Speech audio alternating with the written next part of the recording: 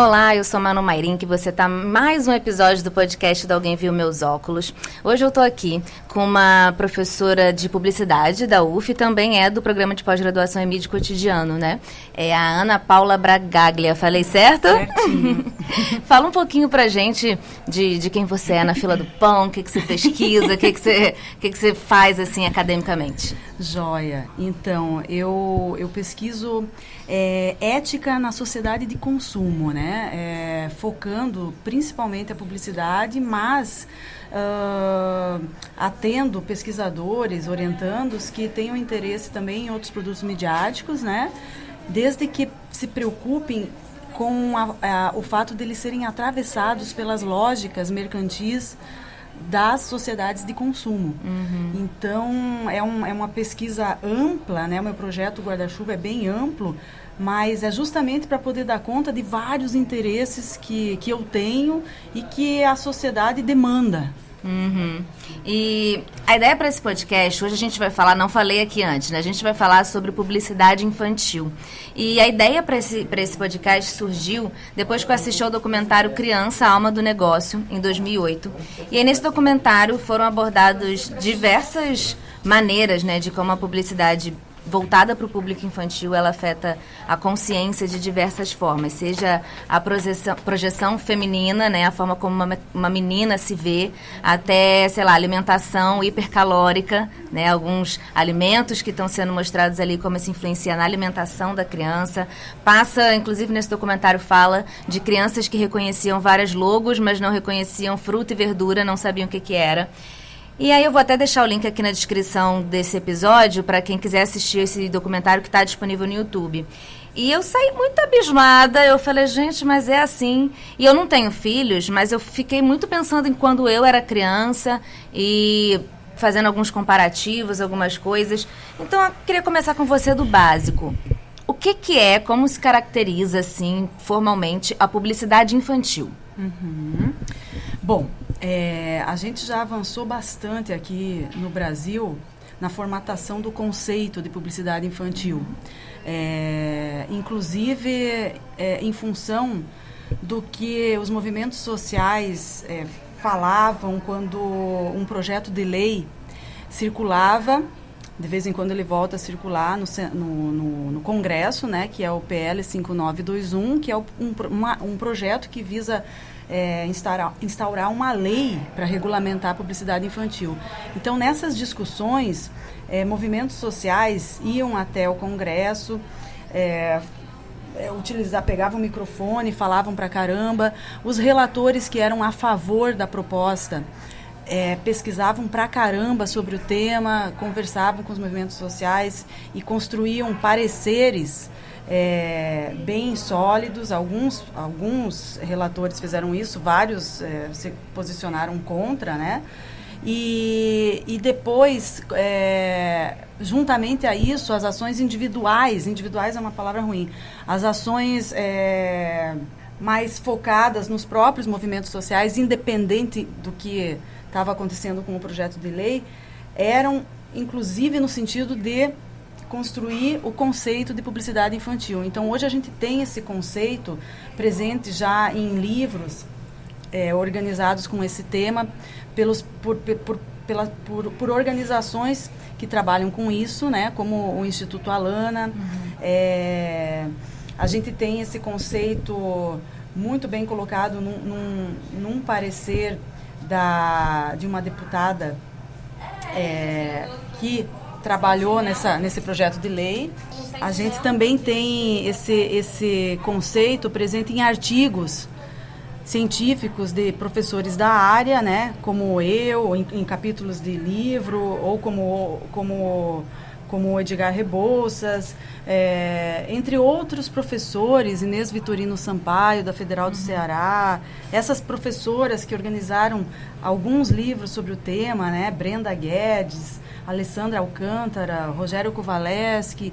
Então, é um campo, assim, na ética na publicidade, que é um dos campos da ética publicitária que está mais, assim, embasado, com mais gente atuante, na minha opinião, né?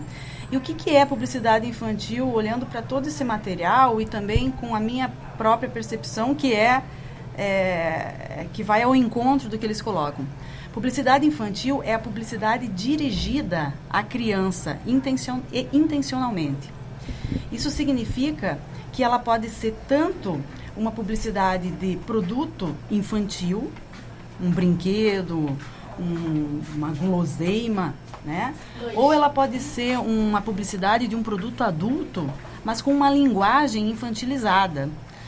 Caso seja possível, numa argumentação jurídica, né, provar que aquele material está ali para persuadir a criança, intencionalmente, configura-se publicidade infantil.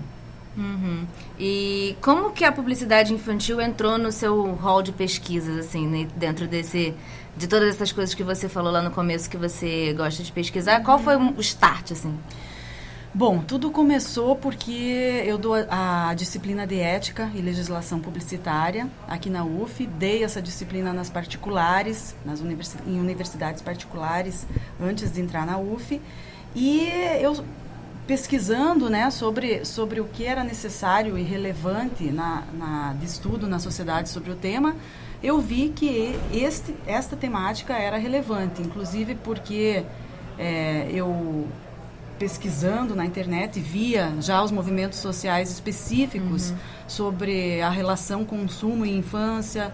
Na própria autorregulamentação, eu via uma seção específica para isso, embora eu tenha várias críticas à autorregulamentação brasileira, muitas, não acho suficiente. E no próprio Código de Defesa do Consumidor, eu via uma atenção para isso no artigo, na seção que tratava de publicidade. E depois o professor Adilson Cabral fez um projeto de pesquisa, de iniciação científica, e vendo que eu me interessava pelo tema, me convidou para ser co-orientadora. Na época eu ainda não podia orientar por não ser DE, depois eu consegui, graças a Deus, e muita luta. E foi assim. E agora, explica pra gente que não está estudando isso sempre e tal, qual é, basicamente, o problema de você realmente fazer publicidade para as crianças? Por que é ruim fazer publicidade para as crianças? Olha, é ruim por vários motivos. É ruim por vários motivos. A gente pode elencar os seguintes. Primeiro, acho que o ponto crucial é o fato da criança ser, uma pessoa peculiar, num estágio de vida peculiar, em que o seu senso crítico não está aguçado, por mais que digam que ela está super esperta, mais esperta que em outros tempos. Há diferença, se a gente pega as idades mais tenras, isso é óbvio, para um senso crítico de uma pessoa adulta já treinada em literacia midiática, né, em educação para as mídias, e até mesmo para uma pessoa que não seja tão treinada nisso. Então, só por isso já é uma covardia. Se a gente, e a gente fala de crianças de um modo geral. É lógico que, de repente, as de 12, 11 possam ter uma super esperteza para se defender de publicidade. É possível que sim, dependendo do contexto. Mas a gente está falando, quando a gente fala em publicidade infantil, de uma publicidade que vai para a criança de 0 a 12 anos, que é quando acaba a infância, né? Eu tenho um filho de 12 anos, não, eu quero que demore muito tempo para ele fazer 12 anos. Tenho um filho de 2 aninhos e com muita resistência a gente conseguiu segurar as telas, mas quando a gente entrou numa obra sem babá, como eu estava te explicando, numa fase turbulenta da vida, a gente acabou liberando um pouquinho de televisão, e a gente não tem Smart TV. Mesmo que tivesse, tem anúncio, tem publicidade no próprio YouTube, né?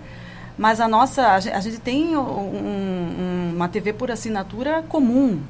E então ele começou a assistir publicidade infantil. E quando eu vejo aquilo, eu pulo, mas às vezes é um momento em que eu vou no banheiro, ou às vezes por uma outra razão, não deu tempo de pular o canal, ou pulou para um canal que tinha uma outra publicidade. Até agora eu só vi um canal sem publicidade infantil, sem publicidade, né? Só vi um canal até agora, eu tento colocar lá. Mas os desenhos que as crianças gostam nem sempre estão nesses sem publicidade. E eu vejo que agora que além de pesquisadora eu sou mãe, eu vejo que esta pessoinha que está comigo, ela realmente é encantada por aquilo.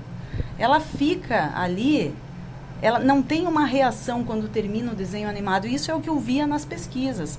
A Noemi Momberger, por exemplo, num dos livros, ela coloca exatamente isso. Uma dificuldade, e em algumas idades até uma incapacidade de perceber quando termina o que é publicidade e o que não é. Para ele é tudo a mesma coisa. Então é tudo verdade. É tudo algo natural, inquestionável. Só por isso é uma covardia. Mas não é só esse o problema, só, entre várias aspas. Tem outros problemas, né? Consumismo. Consumismo na infância. A gente tem um movimento que... com pessoas muito atuantes, inclusive daqui de Niterói, né? A Vanessa Anacleto, uma niteroiense que está nesse movimento, que é o MILC, Movimento Infância Livre de Consumismo. E o próprio projeto Criança e Consumo, do Instituto Alana, a Rebrinc, Rede Brasileira sobre Infância e Consumo, que buscou unir vários movimentos que tratam dessa causa, né? Esses movimentos todos estão aliaram as preocupações, a preocupação com a própria publicidade na infância por N motivos como esse, que eu coloquei, da vulnerabilidade infantil, aos problemas do consumismo, seja na fase adulta, seja em qualquer fase. Os problemas gerais do consumismo é fácil entender quando a gente entra na discussão sobre consumo consciente, sobre sustentabilidade das empresas, né? É uma preocupação com o quanto a gente está gastando de recursos naturais e produzindo lixo, e dessa forma e produzindo também outros resíduos que fazem mal para o planeta, como gás carbônico. E está ensinando as crianças a seguir esse fluxo, né? Exatamente. Então, uma das atuações para acabar com a publicidade infantil na infância, com a publicidade infantil, isso, na infância, porque pode ter publicidade infantil para... Não, no conceito que eu falei, não. A publicidade infantil é realmente para dirigida à criança. Mas uma das razões de acabar com a publicidade infantil é pensando justamente em acabar com o consumismo em geral, porque está fazendo mal para o planeta. A conta não fecha. Eu não tenho aqui números específicos, mas isso em qualquer matéria sobre sustentabilidade, meio ambiente, como, por exemplo, em textos do Instituto Acatu, pelo consumo consciente, a gente pode encontrar dados sobre toneladas de lixo sendo produzidas, estimativas de quando vai começar a faltar água, coisa que a gente já vem vendo em alguns momentos, e energia. Então, essa é uma outra questão. Mas o consumismo na infância também remete a outra questão que também está ligada ao que acontece com o consumismo na fase adulta, que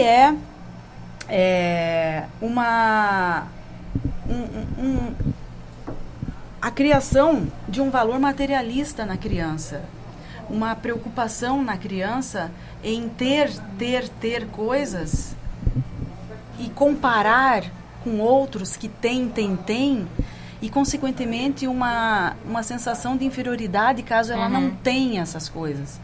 E o que a gente vê em relatos, em alguns textos, em relatos de psicólogos, psicanalistas, é justamente, e de mães e pais, né? Mães e pais, é uma busca tão desenfreada por ter que às vezes não é nem o objeto em si que é buscado, é justamente o ter, é aquela vontade de ter o que está sendo anunciado. Muitos pais e mães que nem têm condição de dar essas coisas para que as crianças estão vendo e pedindo, né? Como estava lá no documentário. Então, esse é um outro problema muito sério relacionado ao consumismo, que é o estímulo a um valor muito maléfico, na minha opinião, para o indivíduo, que é a valorização da posse, de posses, de adquirir várias aquisições e podendo acarretar, inclusive, no quê? Podendo acarretar num desmerecimento da simplicidade, onde se insere uma série de atividades que não passam pela compra de coisas, não passam pelo consumo, passam pelos afetos, por exemplo, passam por um processo como fazer um brinquedo. Então, esse é um outro problema que, em se tratando de uma criança que pode ter menos freios para o seu desejo de consumo, fica muito mais grave, fica muito mais difícil de dialogar para barrar esse desejo consumista. E daí tem outras questões, a lista não acaba, né? Tem umas questões que eu falei lá no começo que me marcaram muito desse documentário, que é tanto uma questão de uma pressão estética que às vezes vem desde a infância, porque as imagens que estão sendo reproduzidas as bonecas e tudo mais, e as imagens são reproduzidas nas propagandas, tem um padrão estético muito definido, que isso afeta em como a criança vai se percebendo quando ela vai crescendo. Isso. Tem a questão da obesidade infantil, né, que tem uma relação direta com a publicidade. Eu fui pesquisando, achei alguns dados lá que mostram realmente uma relação direta entre a propaganda e a criança pedir aquele doce, querer aquele refrigerante. Sim. Hoje eu vi uma propaganda de um refrigerante que faz uma propaganda bem infantilizada, inclusive, e estava falando Feliz Dia das Crianças. Gente, falta um mês ainda, gente. Sim. Então, e foi hoje, né? Então tem essa relação direta, não só com o consumismo também, mas com outras questões que envolvem a vida da criança e vai levar isso para a vida adulta, né? Exatamente. Não é que é uma relação causa e efeito, pode não acontecer, mas como a gente está tratando de um ser que não tem o mesmo desenvolvimento cognitivo de um adulto, pelo menos nas idades mais tenras, é muito provável que não tenha. Há uma grande chance de haver uma influência dessas imagens nas subjetividades dessas crianças e, portanto, nas suas subjetividades como pessoas, como adultos, né? Então, realmente, esses são outras problemáticas da publicidade infantil, que é quando a gente está falando de uma publicidade altamente sedutora de produtos de alto nível calórico e pouco nível nutritivo, que tem como seu público-alvo principalmente as crianças, e por isso essa preocupação com o estímulo à obesidade. Daí nós falamos de estratégias promocionais que já foram até proibidas em alguns estados efetivamente, como fazer coleções de brindes, mas ainda se pode comprar de forma avulsa, então fica... a incitação ao desejo através do brinde continua acontecendo. Além disso, tem a questão da adultificação, né, que é um termo que aparece já nos textos do Neil Postman, que é um cara assim que tem coisas altamente, na minha opinião, como é que eu posso dizer? Eu concordo muito com várias ideias dele, mas outras ideias eu considero um pouco moralistas, né? O que ele fala sobre divórcio, por exemplo, que provavelmente as crianças terão problemas. É uma crueldade com quem se divorcia, que são várias pessoas hoje em dia, né? E ainda bem que existe o divórcio, porque antes tinha que ficar aguentando o problema. Mas ele já falava desse termo, adultificação. Eu não me refiro nem só à erotização precoce, porque já existe uma erotização na infância. Mas é claro que, dependendo da forma como essa erotização é massificada, é claro que pode acabar estimulando algum comportamento que não seja o adequado para a infância. Mas eu me refiro a outros comportamentos adultificados, como o que você deve se lembrar de ter visto nesse filme. O estímulo ao uso de maquiagem, o estímulo ao uso de saltinhos. E aquele estojinho de maquiagem bem Isso. a cara da criança, né? Rosinha, com borboletinha. Eu já vi mães trazendo bebês maquiados. Gente. E achando o máximo. E qual é a questão disso? A questão disso é que você vai, não exatamente para o bebê, que não tá, o bebê não está percebendo nada, mas para as crianças ao entorno, você vai habituando essas crianças a uma preocupação com a imagem que não pelo que eu venho lido e me vendo nas experiências como mãe, não é o mais recomendável para o desenvolvimento da imaginação, para o desenvolvimento da criatividade, que é fundamental para o desenvolvimento de uma criança, para que ela se torne um adulto cheio de iniciativas, com coragem de inovações. Enfim, a preocupação com a imagem é o que? É uma limitação, né? Você está preocupado no cabelo não descabelar, como aparece no filme, está preocupada em não estar em estar com o rosto sempre com um determinado padrão que a indústria que coloca. Então é muito cruel isso, porque se a gente tinha um ambiente de liberdade ainda que estava ali, pelo menos romanticamente, imune as couraças, né, do capitalismo, esse ambiente era a infância, né, em que a criança pode ficar ser até despreocupada, malvada, né? Pode ser até malvada, faz parte. E a gente vai educando no sentido de colocar valores bons para ela, mas agora deixar que as individualidades apareçam, né, é muito importante. E aí a gente cai em outro problema da publicidade infantil, que é justamente essa possibilidade. A Solange Jobim fala muito disso, que é uma psicóloga, professora da PUC aqui do Rio. O Flávio Paiva também, que é um escritor que fala muito disso, tem muitos estudos sobre infância e educação.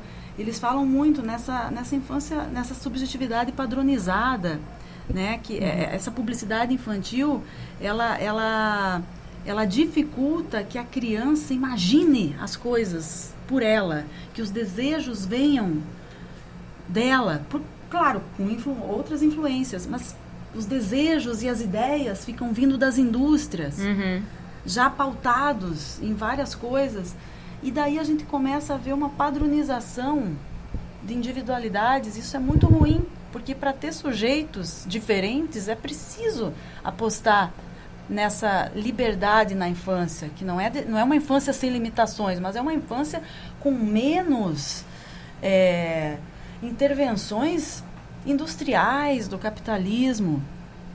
É assim que eu penso, né?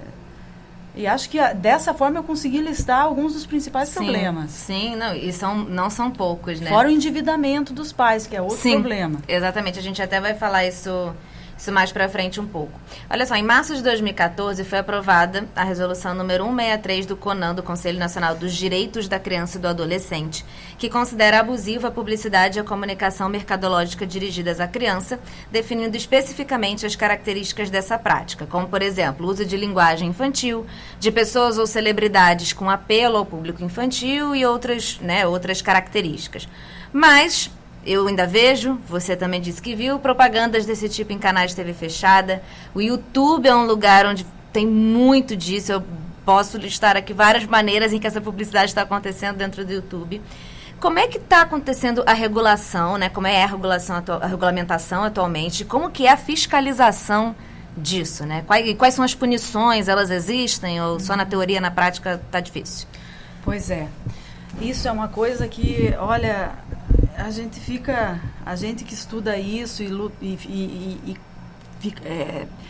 ficou tão animado quando saiu essa resolução, a gente fica decepcionado quando liga uma televisão ou vai para um YouTube e vê que as coisas não estão acontecendo. No máximo, o que eu percebo é que agora há um cuidado em algumas peças, em algumas marcas, em colocar adultos junto com as crianças. Antes até isso era difícil encontrar. Mas a publicidade infantil continua ocorrendo. Só a representação da criança como maior parte da peça já é uma publicidade infantil. Aquelas frases no imperativo, a conversa com a criança, você vai adorar, isso vai ser ótimo, isso continua direto nos textos. Talvez uma coisa que tenha mudado seja que aquele universo mais fantasioso, como fadinhas voando, bichinhos andando, isso diminuiu. Mas continua uma publicidade altamente atrativa. No YouTube tem muitos canais que eles são adultos, inclusive, mas ficam lá brincando com brinquedos. O canal é de ver adultos brincando com aqueles brinquedos. E eles ganham. E tem criança que ganha e faz um vídeo só fazendo unboxing da boneca que recebeu.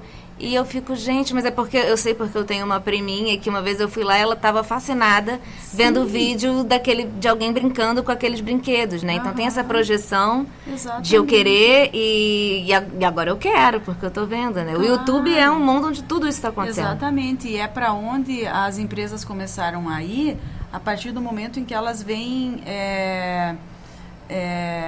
que podem ser pegas com mais facilidade nos meios tradicionais como a televisão.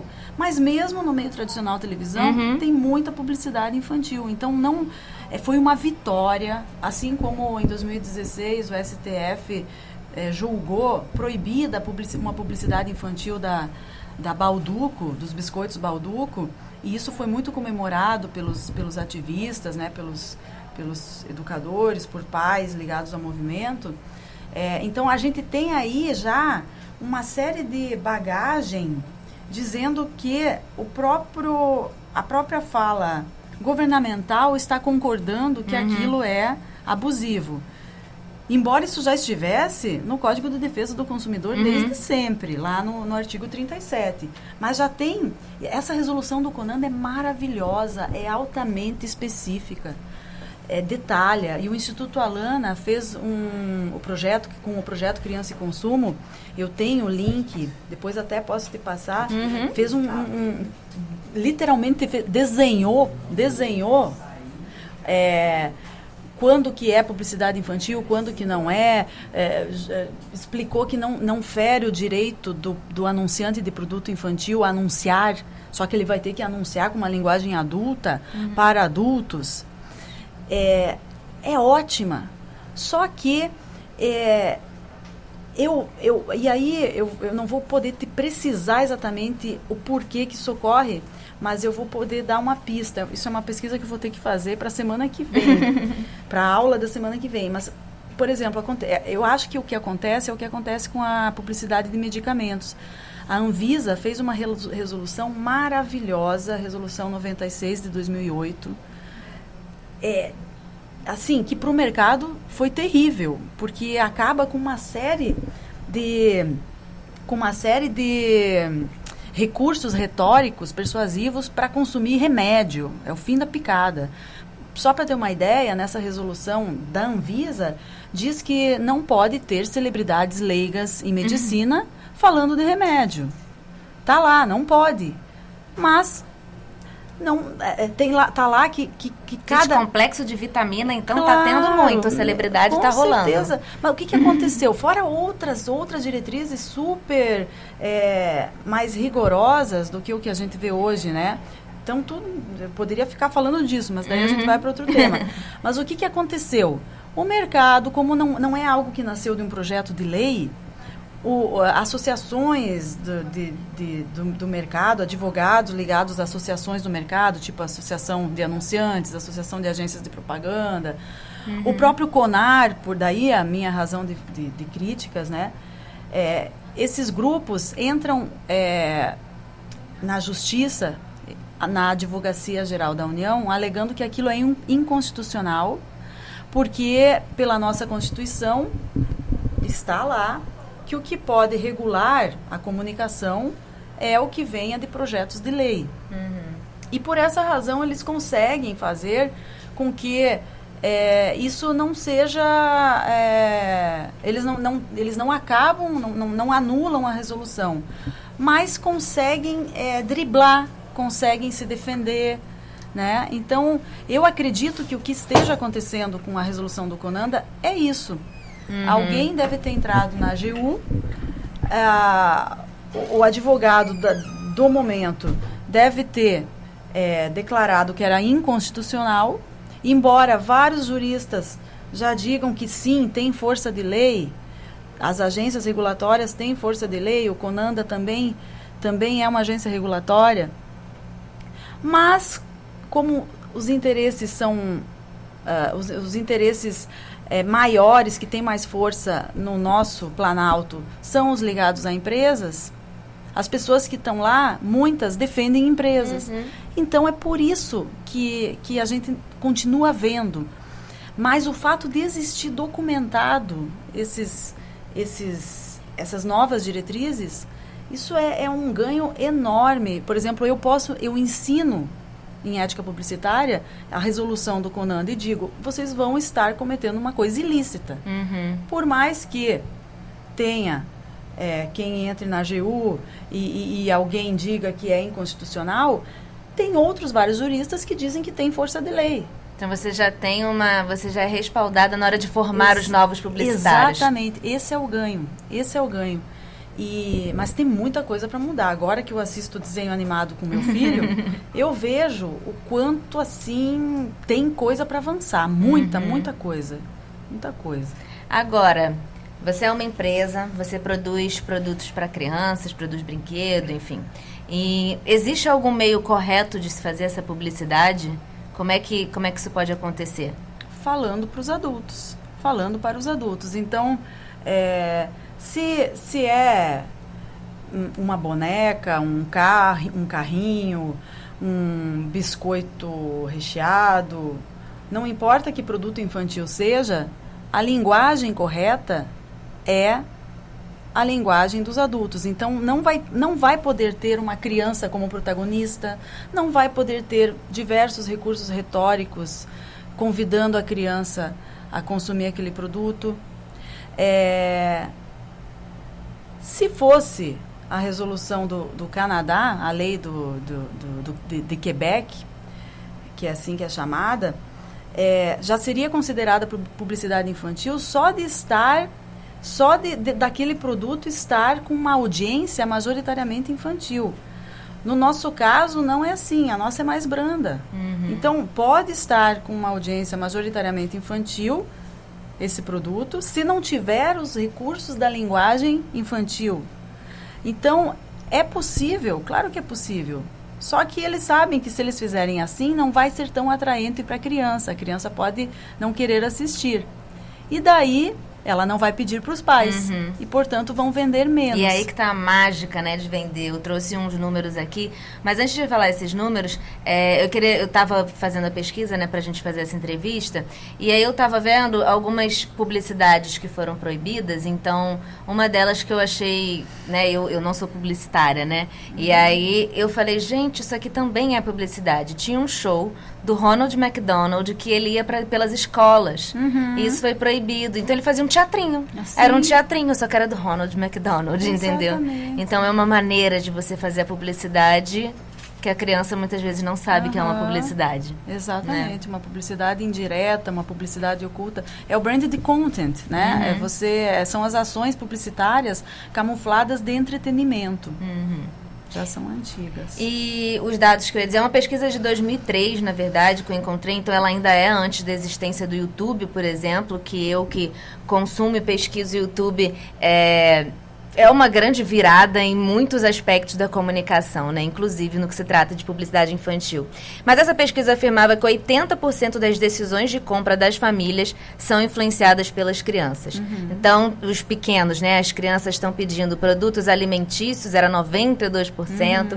seguido por brinquedos e roupas. Então, e Isso, o que é mais Juliette Shore, requisitado... Ela menciona, a Juliette Shore menciona essa pesquisa. Exatamente. Então, biscoito, bolacha, refrigerante, salgadinho de pacote, achocolatado, bala, chocolate são as coisas que as crianças mais pedem. Eu também pedia muito quando era criança.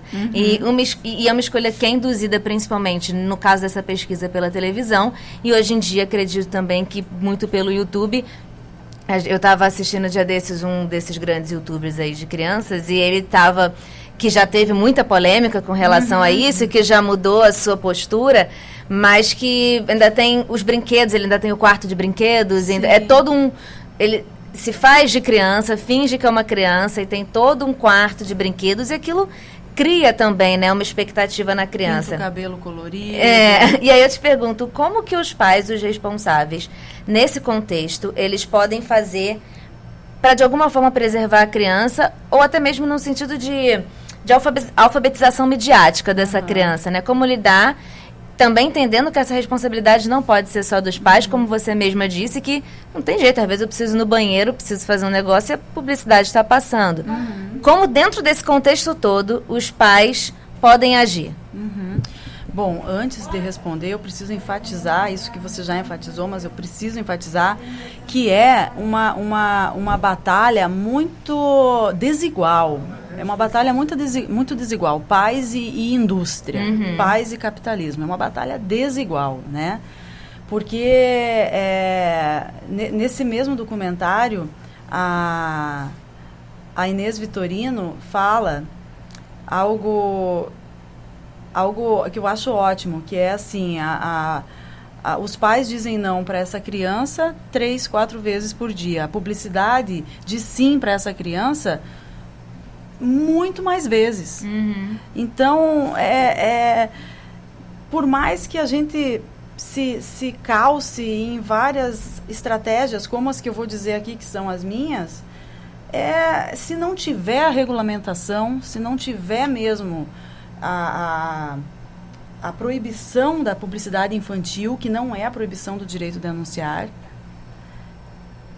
os pais ficam muito sozinhos nessa luta e provavelmente vão perdê-la.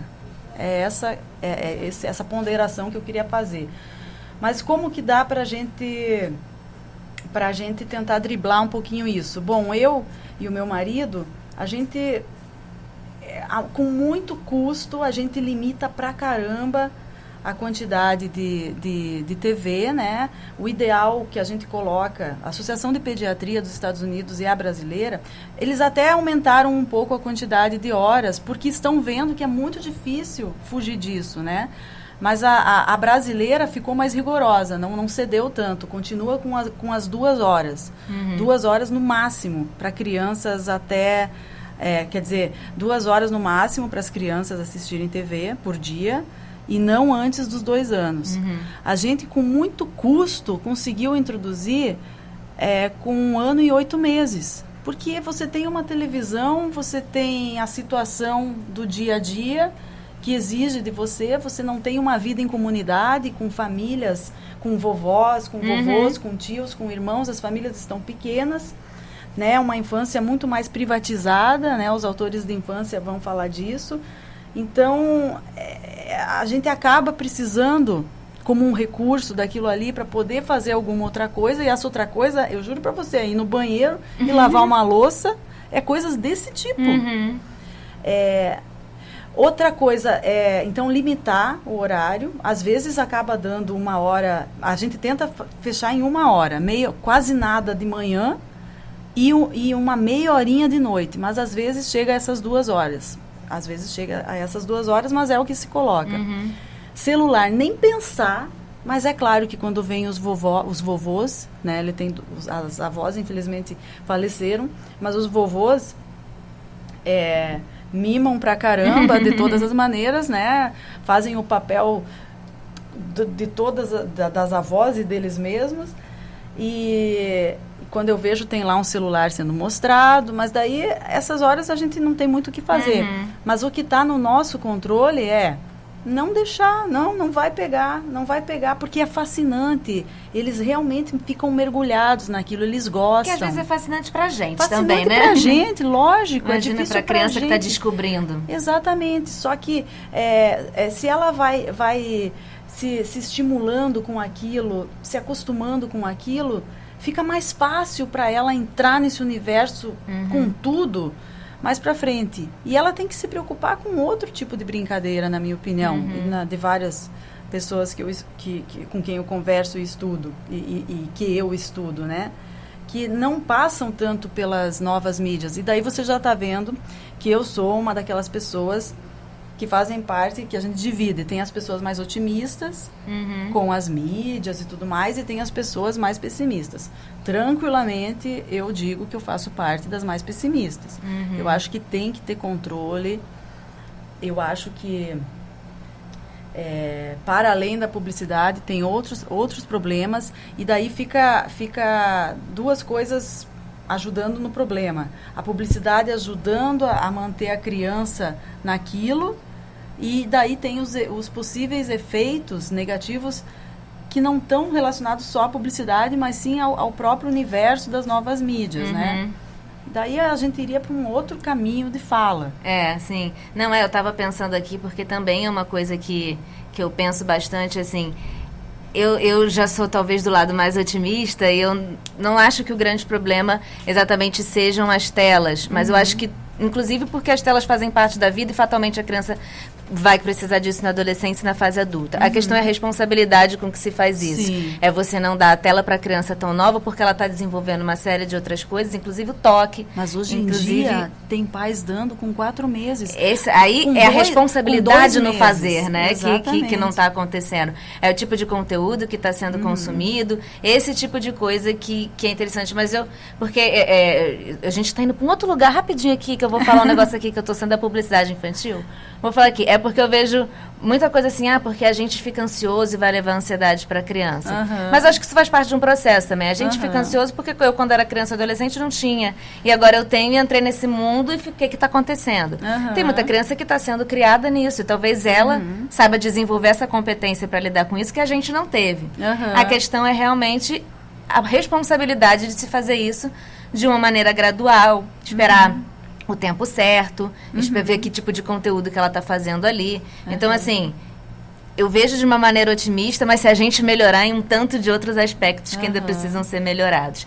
Agora, uma última pergunta a gente pode fazer essas coisas dentro da nossa casa, né? Para, enfim, poupar ali as nossas crianças de algumas coisas. Mas existe algum tipo de denúncia que possa ser feita? Algum lugar onde você possa falar e falar, eu vi essa propaganda, isso aqui não tá legal. Ou, pô, na novelinha lá que meu filho vê, tinha uma propaganda ali no meio, isso é proibido. Existe algum lugar onde os pais, os responsáveis, possam fazer algum tipo de denúncia, algum tipo de reclamação? Sim, existe. Mas antes de falar isso, eu queria dizer que para além dessas atitudes em casa e desses projetos de lei que possam regular o que os anunciantes vêm fazendo com as mídias e com as novas mídias, né? Para além disso, eu acredito, e muita gente, a Educomunicação pensa nisso há muito tempo, eu acredito que é necessário investir em políticas públicas para a literacia publicitária. E para a literacia midiática em geral, que é a leitura crítica das mídias, né? Tá precisando bastante, gente. Muito, tanto para o jornalismo quanto para a publicidade. Isso deveria ser conteúdo escolar.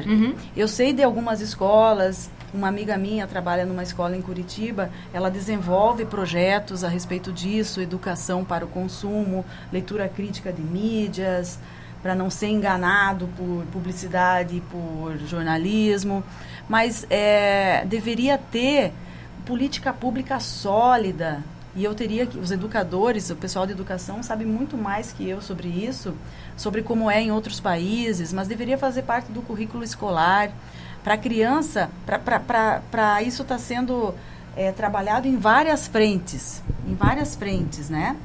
E sobre onde denunciar, Nós temos o Código de Defesa do Consumidor, é uma regulamentação maravilhosa. Através dela foram criados os PROCONs.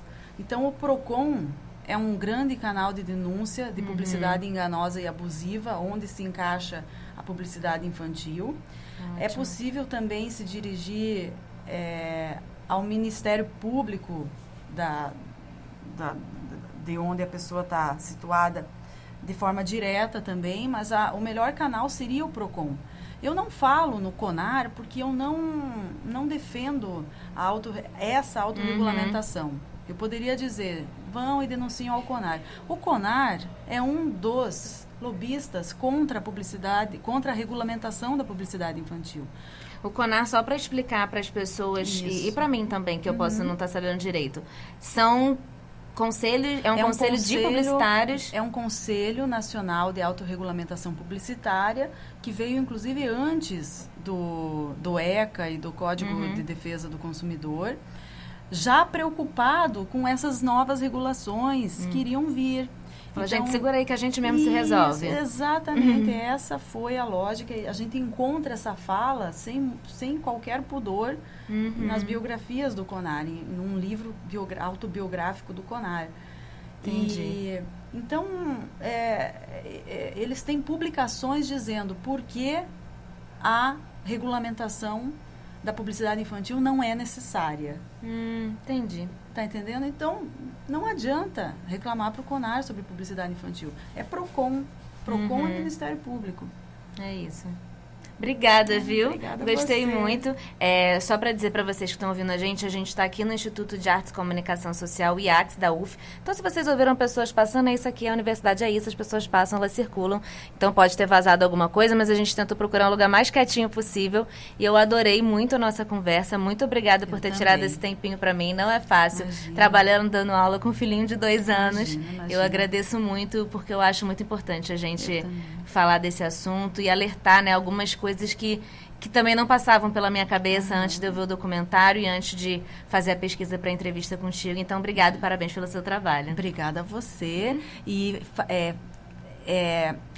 entrar em contato com a sociedade, levar a universidade para fora, é uma das ações dos projetos de extensão das universidades, né? Então, o nosso projeto de extensão Contatos Reconstruindo a Publicidade prevê justamente isso, é levar essas ideias, essas reflexões para fora e também trazer o que está lá fora aqui para dentro. Então, fique à disposição para me chamar para outros contatos. Obrigada, viu? É isso, gente. Essa importância da universidade pública, não sei se já falei isso algumas vezes aqui, né, gente?